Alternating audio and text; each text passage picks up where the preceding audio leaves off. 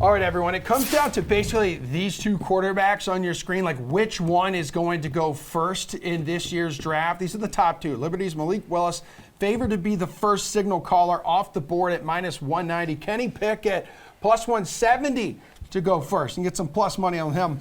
Both these guys lighting it up in college. Actually, you had Mr. Pickett, who kind of made Pitt a football school once again. All right, let's talk about DraftKings contributors who light it up. Steve Buchanan and Pearce Dietrich. They are here. Wow. Oh, what a segue. I know. Thanks. You're a professional. I Thanks. wanted to know that. Thank you so much. I was just taking a nap over in the corner of the Although studio. I heard you wake up when we mentioned Boston College. Yeah, I was like, what?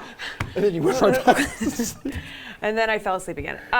So quarterbacks, wide receivers, talking over under draft position. So Malik Willis, who we were just talking about, over under 13.5. What do we think about this, Steve? Where do you want to go? Yeah, I like the over in this one. You look at the teams that are in the top 10.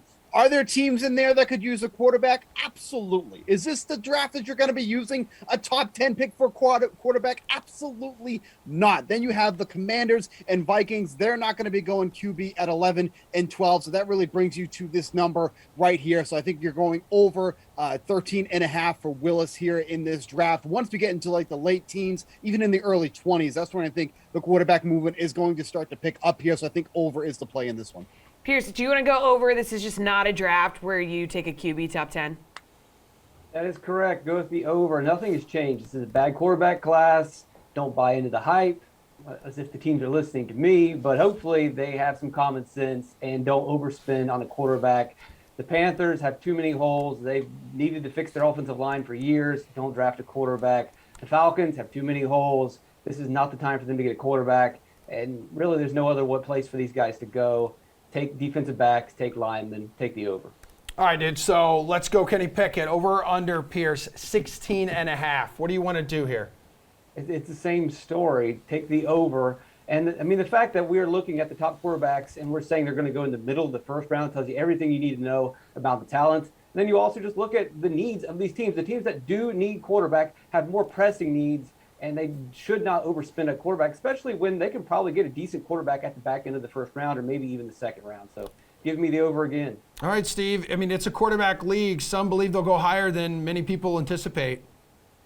Yeah, I don't believe that at all. And quite frankly, I think I'd be doing Julian Edlow at the surface if I said it would be under this number. He would probably disown me. So actually, maybe that's actually not a bad idea. Yeah, I was going to say. But that what being are you doing? said, like the Steelers feel like the team that could most likely be grabbing one of the two quarterbacks, and they're sitting at, I believe, at 20. So unless they're trading up earlier, I think this is where he stands pat here. So I think over 16.5 is once again the play. I mean, quite frankly, Pickett could be one of the last picks of the first round. So if that's the case, over 16.5 is most certainly the play to be looking at.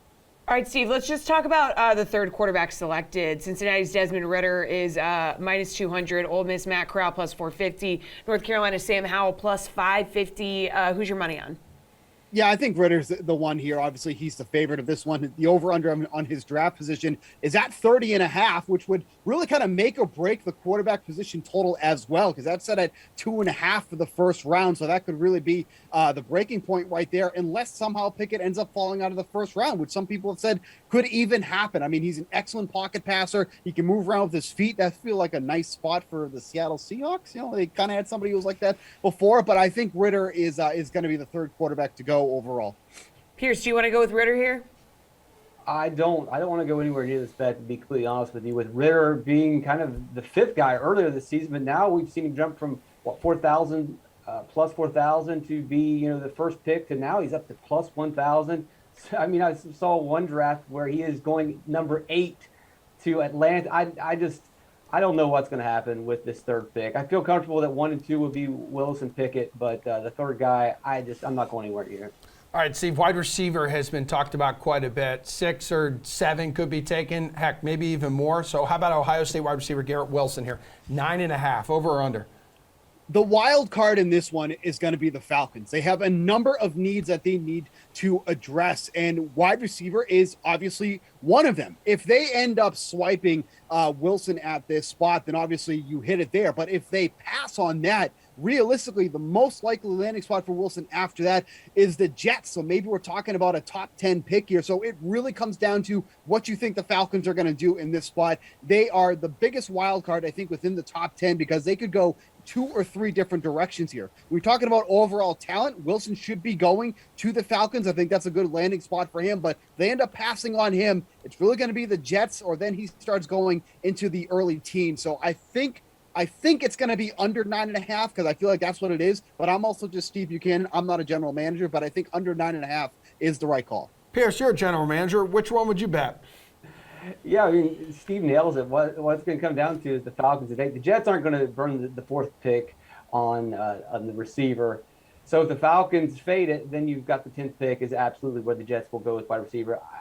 I think the Falcons will ultimately go with the skill position, go with the wide receiver. They've burned enough picks on linemen recently. It hasn't worked out for them. So I'll take the under as well, and he ends up with the Falcons. All right, Jameson Williams, 11.5. Steve, do you want to go under this? I mean, kind of the same story here. It really depends on what the Falcons do. If they don't end up taking a receiver, then the Jets would end up taking Wilson here, and then Williams would probably fall to the Jets. The Jets get the early defensive help with their first pick. The second pick, they should be grabbing a receiver. So, again, I still think this is a play for the under here, but the Falcons are what's really going to dictate how these dominoes fall, especially in the top 10 picks when it comes to receiver. Pearce, you agree and see him going top 10?